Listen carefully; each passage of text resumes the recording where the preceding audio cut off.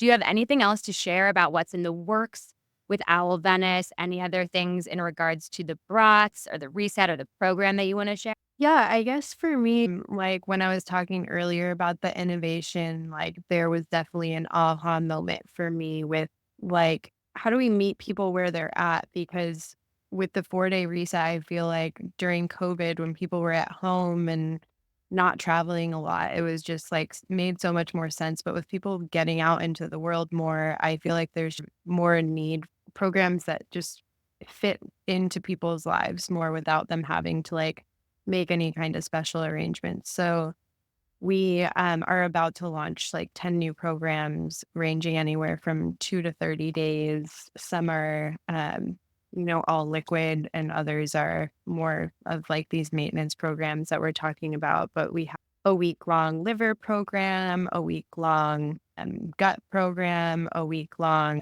yeast buster, like a candida program. We have a 30-day maintenance program coming out, a 30-day coffee detox, like Oh, using wow. our matcha and our magic matcha shakes and our new liver boost. So like fun ways to really like incorporate the shakes and our supplements. And I feel like we've just created something for everybody, depending like what your price point is, like what your lifestyle, what your goals are. And all of the programs are coming with coaching sessions and ebooks and so much like great information and education with that. So I'm really excited about that because we've been working like the last few months on putting together all of the materials for each of these programs and like really carefully thinking through like each of them, making sure that they're like, really going to add a lot of value to people's lives. So I'm excited to launch them and see the response there.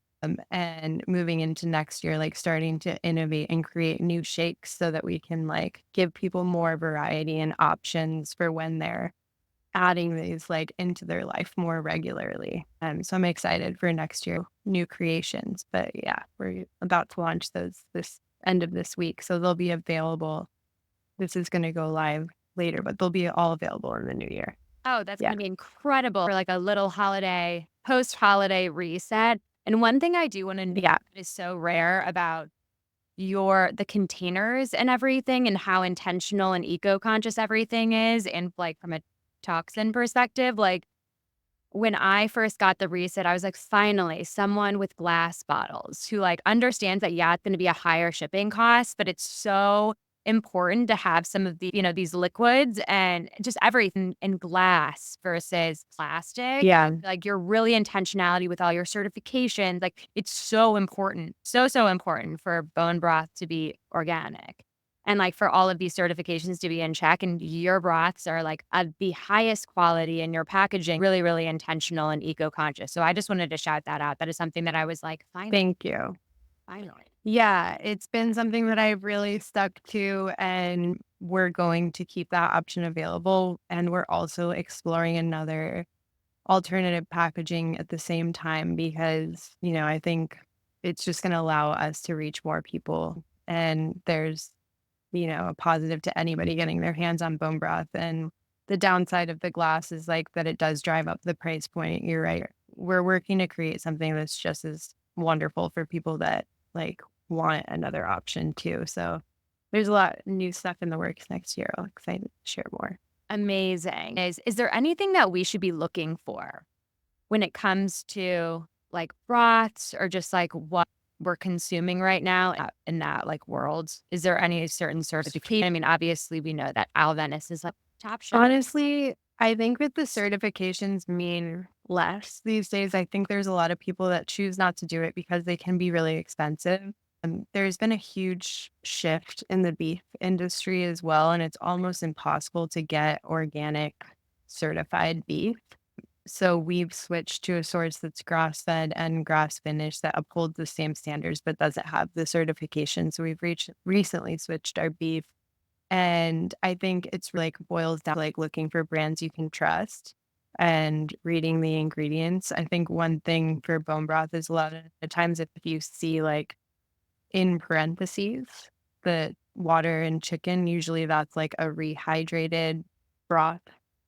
So there are a lot of broths that are like manufactured in a lab out there, and it can be hard to tell what's what because there are ways to like make certain claims, even if it's like we're learning more and more about this as we're researching other packaging alternatives and how other people are doing things. Like I feel like it wasn't even until recently I realized how unique and special it is that we're doing what we're doing. But yeah, I think above above all, it's just finding brands you can trust and trusting yourself. Like your body is gonna know when you feel like good about something or when you're turned off by something and just being able to like be quiet enough to listen. And yeah. That's like something that I feel like all of us can take away. Like slowing down, doing less, and like reconnecting to our bodies so we can just listen because our bodies hold so much wisdom. Our guts hold so much wisdom. Oh yeah. We always know. I think every woman, like when anything happens, no, knew like something in me was saying no. Like when we had run it, and I've ignored and not listened enough times to know that like when the downfall comes, there's always that reminder. Yeah, like deep down in there, I did hear something that I chose to ignore. Yeah. Yeah. We always know. Are there any ways that you particularly connect with your intuition?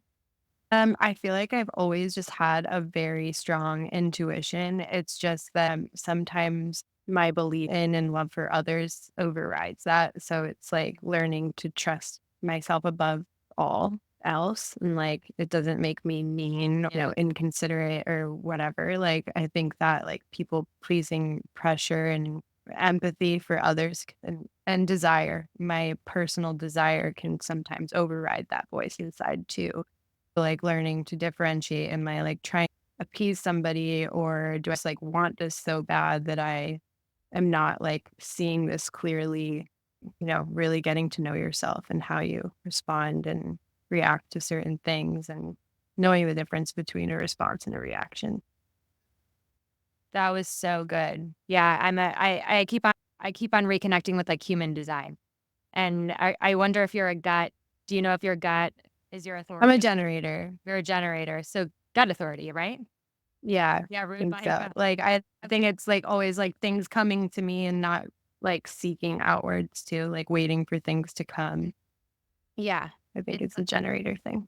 yeah. I'm a projector. And so I'm like waiting for the invitation and a sacral authority. But what you're saying is just so powerful about just not outsourcing our power and like really listening to our body and getting to know ourselves. And I feel like this genuinely, like I'm not just saying this, like this past summer when I did this reset was the first time in months that I had felt like a reclamation in my power because I felt so deeply in tune with my body.